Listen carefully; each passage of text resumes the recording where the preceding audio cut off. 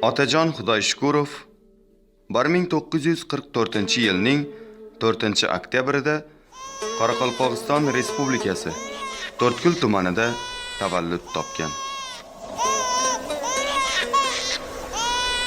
Tug'ma iste'dod egasi bo'lgan Otajon Xudoyshukurov ashula aytishni tog'asi xonanda Yo'ldosh Olloshukurovdan o'rgangan.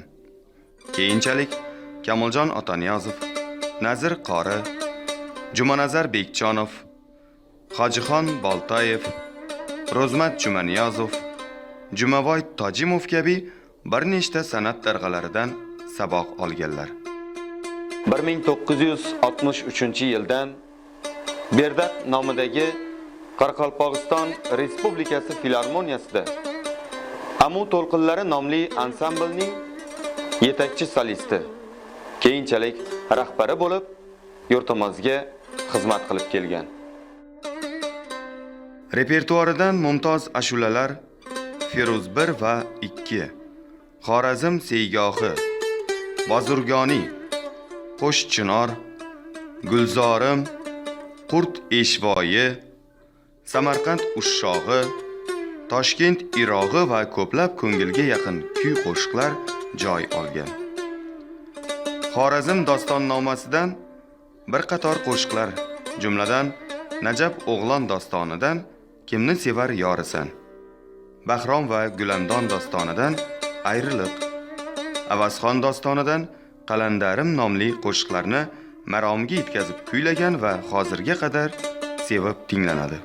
Kompozitor va bastakorlar asarlaridan Ko'zlaring sening, O'zbekistonim, Ra'no bo'layin deb, Sog'inib keldim, shuningdek Turkman, Ozarbayjon, Qoraqalpoq, Qozoq va Qirg'iz xalq qo'shiqlari o'rin olgan.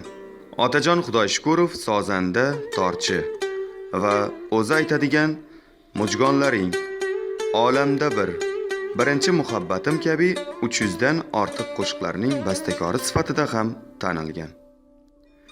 Otajon Xudoyshukurov jozibali, chiroyli tembrli, keng, barcha pardalarda ravon va jarangdor ovoz sohibi. Uning qo'shiqlaridagi ehtiros, shijoat va jo'shqinlik, mazmuniy teranlik kabi xislatlar tinglovchilar qalbidan chuqur joy olgan. Otajon Xudoyshukurov 1968-yilda Qoraqalpog'istonda xizmat ko'rsatgan artist. 1970-yilda Qoraqalpog'iston xalq artisti. 1974-yilda Hamza nomidagi davlat mukofoti sovrindori. 1977-yilda O'zbekiston xalq artisti. 1981-yilda Tatariston xalq artisti. 1994-yilda Turkmaniston xalq artisti faxriy unvonlariga munosib taqdirlangan.